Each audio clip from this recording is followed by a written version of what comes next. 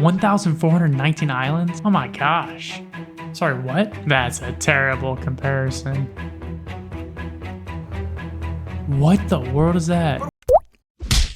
What is up? Welcome back. Today we're reacting to a video titled Geography Now, Denmark. I did a video the other day reacting to Denmark, learning about Legos and so many other things, so I can't wait to learn more. What is up? If you're new here, this is Aaron Arnold Reacts. Through this channel, I'm discovering everything about Europe. People, culture, sports, history, food, anything you can imagine. The goal of this channel is to laugh together, to learn together, and to have fun together. I post videos every single day. So if you want to see more videos just like this in the future, make sure to hit like and subscribe.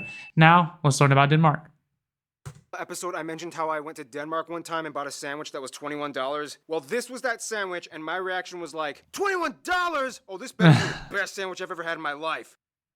You got lucky. Must have been good. No! Hey everybody, I'm your host Barbie, Legos, Vikings, and Roll med fløjl. We have a lot to cover, so let's jump in. Denmark, the link between the rest of Europe and Scandinavia. So much to discuss. Denmark is classified as a Nordic country, hence located in the Northern European region, even though it's kind of like the southernmost state in the Nordics. Full disclaimer, ignore Wikipedia. I'm gonna pronounce the location names in their proper Danish context. So here we go. Denmark is made of the Jutland, not Jutland, peninsula that connects to Germany in the south, as well as 1,419 islands. 1,419 islands? Oh my gosh. I mean, there's no way those are all inhabited, right? Those only 443 are named and 74 are inhabited. With the largest well, he answered the question. Okay. Island being Sjælland, not Zealand, which is not to be confused with Dutch Zeeland, which is not to be confused with New Zealand, although they did get their name. I can't take it! That's too much information! It is connected to Fyn Island, not Finn Island, by the Great Belt Bridge completed in 1998. The country is divided into 5 regions. Wait, is the Great Belt Bridge the one that connects you to Oslo? Or I mean, sorry, not Oslo. Stockholm. Yeah, Sweden. The capital being Copenhagen, located on Sjælland. Copenhagen is home to a myriad of historical sites, palaces, statues, residential units that are all the same height and style, with pockets of colorful, quaint, cozy shops and cafes, and dangerous bicycle lanes that you are not supposed to walk on. Now, all right, not gonna lie, I visited Copenhagen, Denmark in 2017, and it was like my favorite trip ever. That place is so beautiful. I absolutely loved it. I cannot wait to go back. I honestly miss it. Copenhagen. I saw the mermaid. I saw all of this. Nyhavn, however you say it. It was so beautiful. Anyways, Denmark's beautiful. That's why we're discovering more. Anyways, let's keep going. Now this is where things are going to get a little spiced up. And by spiced up, I mean freezing cold and covered in whale blubber. Denmark, for those of you who didn't know, is a kingdom, one of the last surviving ones in Europe, and is currently under the headship of chain-smoking Queen Margaret II. These still...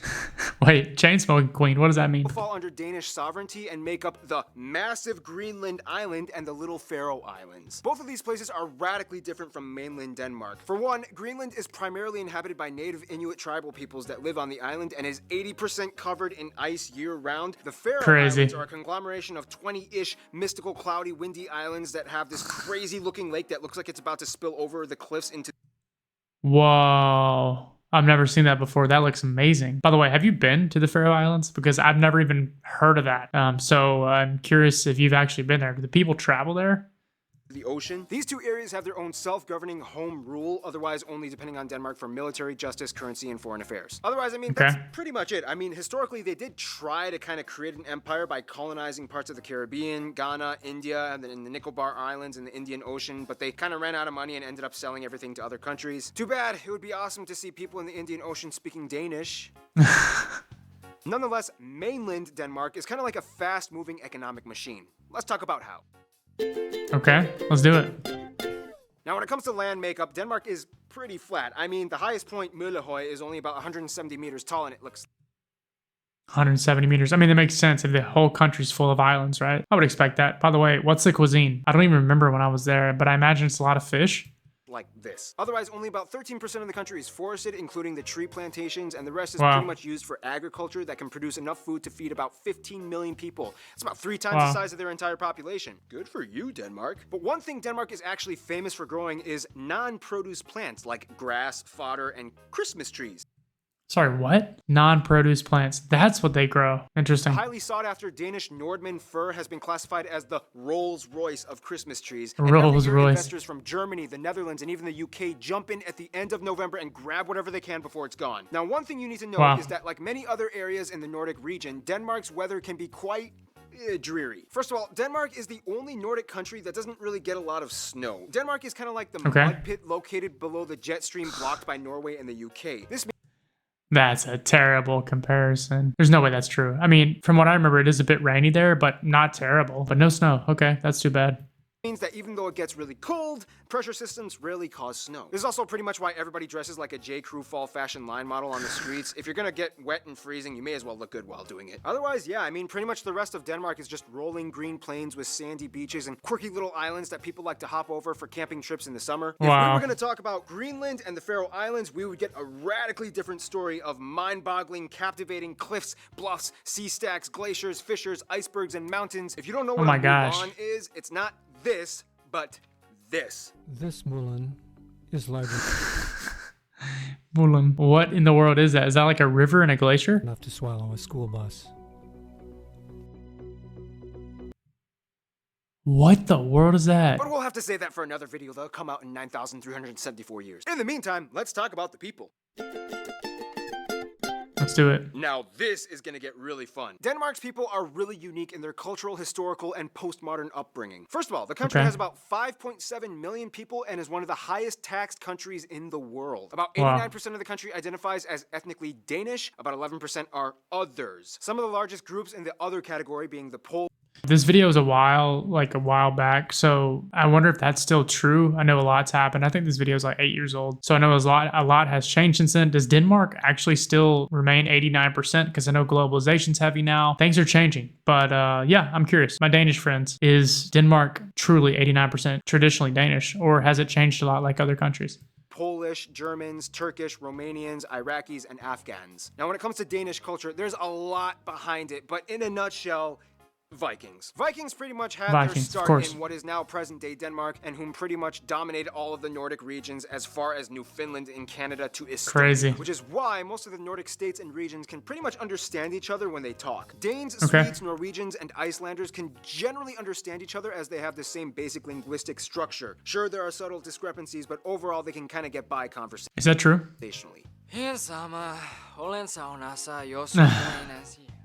Granted, there's a saying, the Norwegian and Swedish languages sound like dancing fairies, whereas the Danish language sounds like a dude with a potato in his mouth. By the way, anybody who wants to learn Danish, full disclosure, it's gonna suck. The J makes the Y sound, the Y makes the U sound, the V makes a W sound, the R makes a R sound.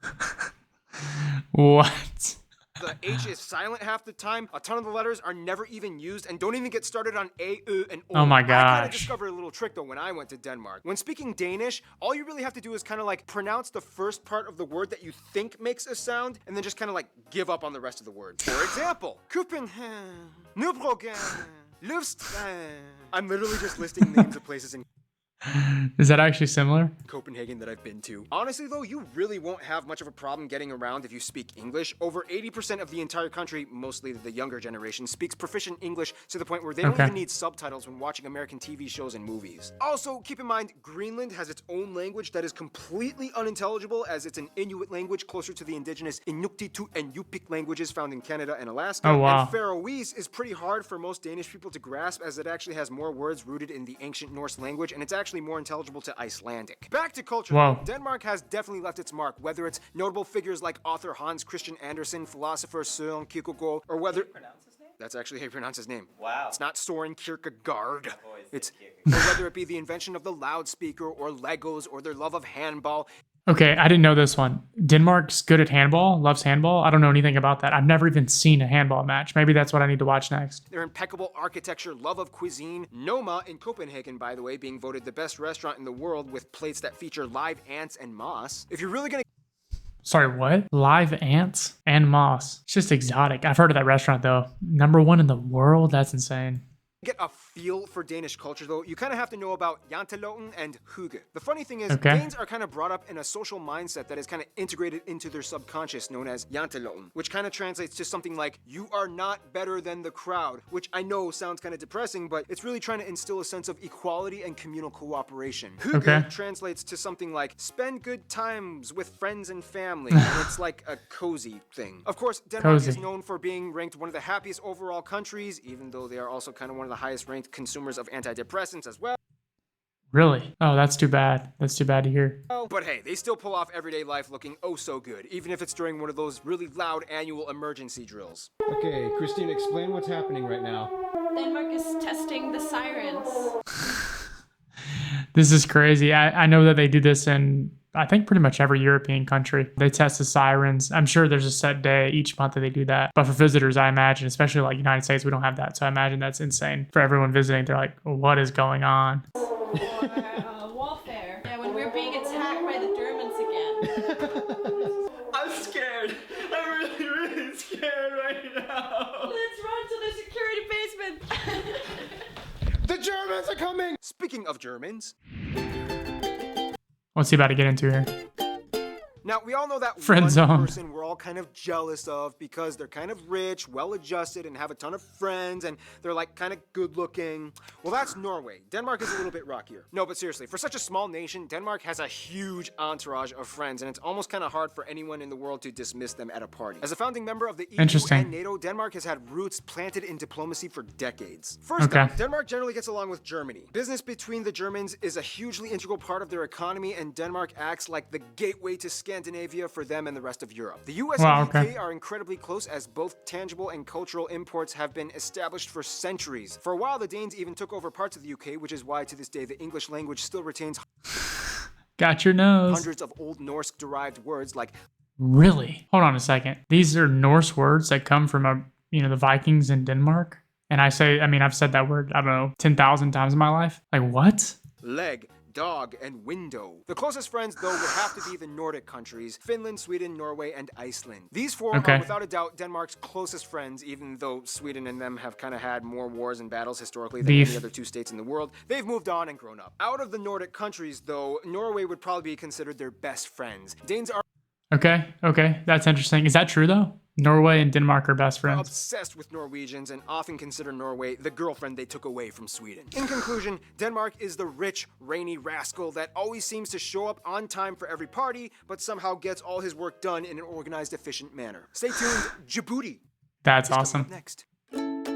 Insane video. I feel like I learned so much. These videos are so great. I mean, Denmark, incredible country. I learned about their friendliness. Namo. They have sirens every month. Legos. I mean, Denmark's an amazing place. I want to get more into the deep weeds, the culture, the people. I want to know the music. If you have any video recommendations, please let me know. I will keep exploring Denmark. I will keep exploring Europe. So I will see you in the next video. If you liked this one, again, make sure to hit like and subscribe.